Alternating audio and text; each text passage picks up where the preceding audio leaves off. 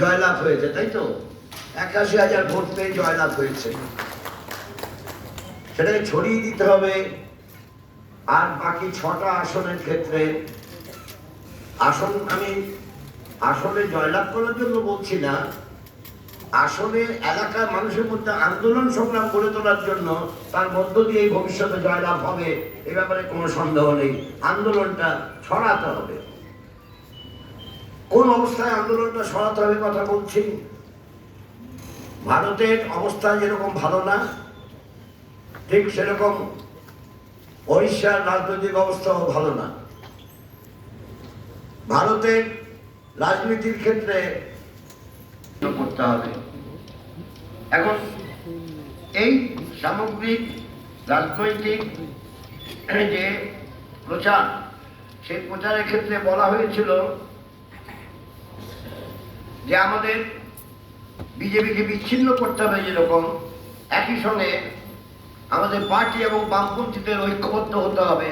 যারাই বিজেপি বিরোধী তাদের সঙ্গে বামপন্থীদের বোঝাপড়া করতে হবে, আমাদের পার্টিকেও বোঝাপড়া করতে হবে।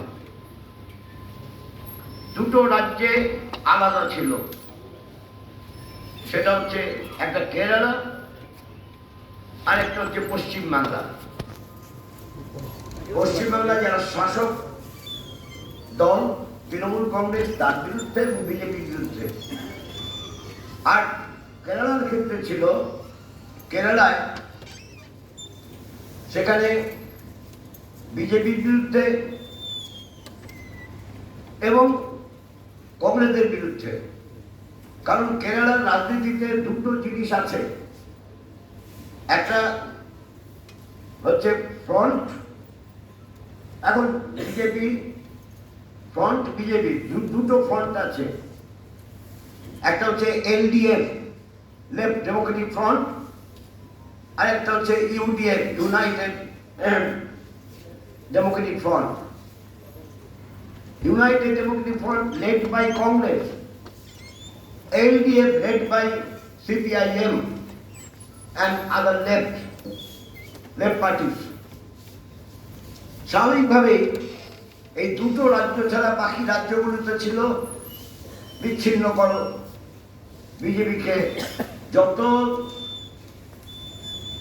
বামপন্থী দলের সঙ্গে বোঝাপড়া করা যায় বোঝাপড়া করে নিয়ে করো।